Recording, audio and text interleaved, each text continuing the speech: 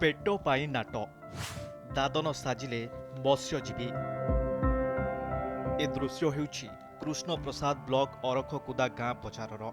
श्रमिकों को बांगालोर नेबा पई आसीछि 6टी बस आउ एथिरे गाँ छाड़िछंती 700 मत्स्यजीवी।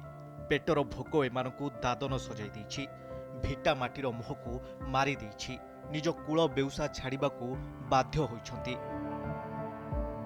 एठी तो पेट पुरुनी, बाहरे खटिले पेट पुरिब, सेठारे भी समान काम। माछ धरी मालिकों को धनी करिवे आउ निज पई मिलिबो सामान्य रोजगार।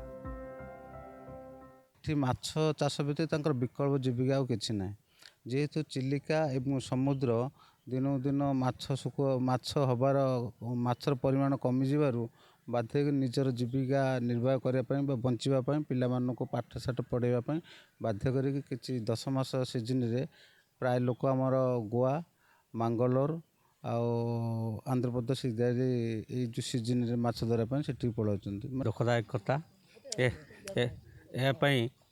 सरकार किछि तार पदक्षेप नहीं माछ चुंगड़ी कौन पाई होनी कि चिलिका खोलिले यही पार समस्या भल हम कि आउ कौन उपाय कले सरकार का अनुरोध करुचु। ये तो लोक सरकार कहते लोकों काम करने आग्रह अच्छा एटा कहीं कौन गोटे पदक्षेप नेले लोक कहीं दादन न जाइक अरखुदार रही बसवास करजे चाष कर बंचीपारे।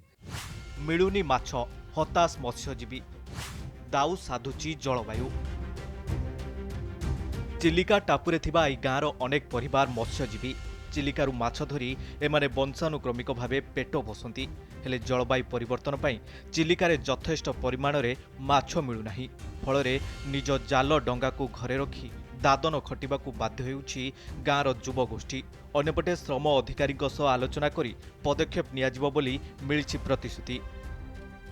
जाँल जो छोट जाँल जो कहंगा जाँल डांगाला जाँल ये सब आज्ञा कि माफिया एठिक नहीं जाऊँ आसिक कि प्रशासन पदक्षेप ना।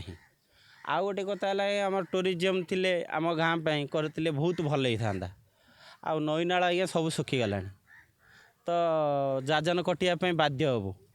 दादन तो आम पाखे सेमती कौन नाही इनफर्मेशन नाही, तथापि आमर आमे को देखिबू वेरीफाई करूँ जदि सेमती किछि थिबो आमे आमर उपरिस्थ अधिकारी एवं आमर जो लेबर डिपार्टमेंट ऑफिसर मानक जनइबू से संबंध में। पूर्व सरकार समय दादन रोकिबा पई गला फटाई चित्कार करुथबा वर्तमानर शासक दल एबे चुप बसिछि। व्यवस्थार किछि परिवर्तन होइनी। राजस्व देबारे कुंठाबोध करुनथिबा चिलिका को सरकार नियुक्ति जोगाई पारुनाहांती। कृष्ण प्रसादरू जिनु पलेंको रिपोर्ट, कनक न्यूज।